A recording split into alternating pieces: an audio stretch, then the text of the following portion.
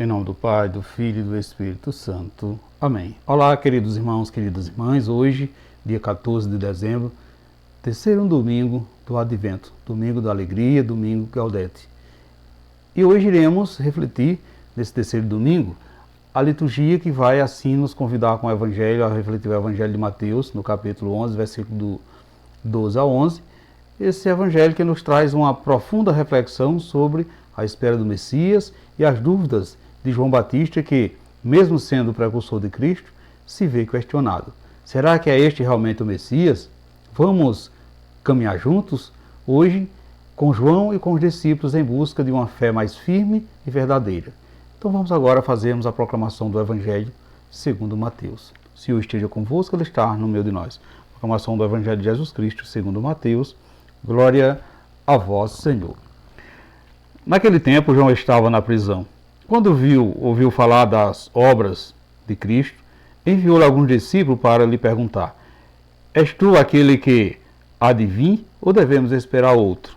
Jesus respondeu-lhe: Ide contar a João o que estás ouvindo e vendo.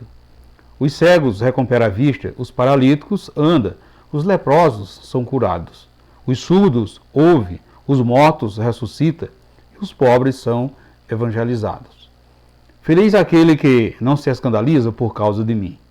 Os discípulos de João partiram, e Jesus começou a falar às multidões sobre João. O que foste ver no deserto? Um carniço agitado pelo vento? O que foste ver? Um homem vestido com roupas finas? Mas o que veste roupas finas estão nos palácios dos reis. Então o que foste ver? Um profeta? Eu vos afirmo, e alguém que é mais do que um profeta. É dele que está escrito: Eis que envio o meu mensageiro à tua frente. Ele vai preparar o teu caminho diante de ti. Em verdade vos digo, de todos os homens que já nasceram, nenhum é maior do que João Batista. No entanto, o menor no reino dos céus é maior do que ele. Palavra da salvação, glória a vós, Senhor. Meus irmãos, queridas irmãs, o Evangelho de hoje começa com João Batista, que, estando na prisão, envia 2 dos seus discípulos a Jesus com a pergunta simples, mas carregada de dúvida, carregada de expectativa: Tu és aquele que há de vir ou devemos esperar outro? Meus irmãos, queridas irmãs, João Batista é aquele que preparou o caminho para Jesus. É aquele que apontou o Cordeiro de Deus. Agora se encontra em uma prisão, com sua fé sendo abalada pela realidade da sua própria situação. Ele sabia que o Messias estava para vir, mas agora se perguntava: será que Jesus é realmente ele? A resposta de João reflete a angústia de muitos de nós. Em momentos de sofrimento e incerteza, às vezes, meus irmãos, queridas irmãs, nós nos questionamos se a promessa de Deus se cumprirá em nossas vidas. Jesus responde aos discípulos de João com palavras que trazem conforto e confirmação. Ide anunciai a João que o que ouvis e vedes: os cegos veem, os coxos andam, os leprosos são purificados, os surdos ouvem e os mortos são ressuscitados. E a boa nova é anunciada aos pobres. Então veja que Jesus nos lembra que as obras que ele realiza são o cumprimento das promessas mencionadas pelo profeta Isaías. O Messias não é apenas aquele que trará poder político ou mundano, mas aquele que liberta, aquele que cura, aquele que traz vida. O Messias é aquele que vem para restaurar a dignidade do ser humano, ou seja, de toda a humanidade, dando assim uma nova chance, curando suas feridas físicas e espirituais. Essa é a prova de que ele é o prometido, aquele que traz a salvação, mas de uma forma que vai além da expectativa humana.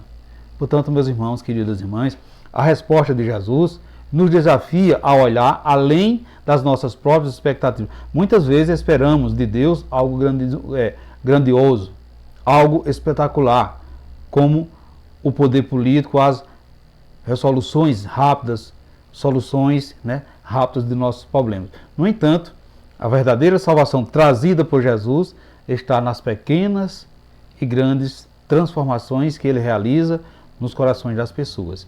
Ele não veio para ser um rei terreno, mas um salvador interior, que cura, que restaura, que transforma a vida de cada um de nós.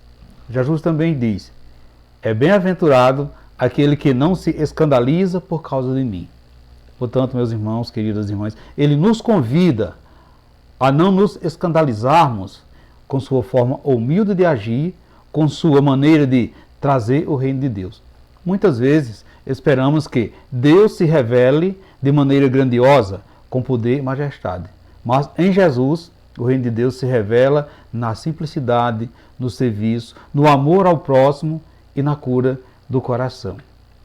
Então, que nesse tempo de advento, nós somos assim chamados a refletir sobre a nossa própria expectativa do Messias. Será que, assim como João, ainda nos perguntamos se Jesus é realmente aquele que esperavam? Ou seremos capazes de reconhecer a sua presença em nossas vidas, mesmo nas pequenas coisas? Meus irmãos, queridas irmãs, é necessário percebermos que Jesus se faz presente de forma surpreendente. E ele nos chama a olhar com os olhos da fé para reconhecer suas obras em nós e ao nosso redor. Então, Jesus, em sua resposta a João, nos ensina que a verdadeira felicidade e bem-aventurança vem do reconhecer a sua presença em nossas vidas, mesmo quando ele se apresenta de forma diferente do que imaginávamos. Ele nos convida a não duvidar, mas a confiar na sua obra, que é muito maior do que qualquer expectativa humana. Portanto, ele é o Salvador, é aquele que traz a cura, a libertação. E nesse advento, vamos olhar para Jesus com os olhos da fé. Vamos, assim, confiar que ele está cumprindo a sua promessa e que está agindo na vida de cada um de nós, mesmo que muitas vezes não reconhecemos imediatamente, como João, podemos assim ter nossas dúvidas, mas como Jesus nos mostrou, a salvação que ele traz é real. Ele é aquele que veio para nos curar, nos libertar e para nos dar vida plena.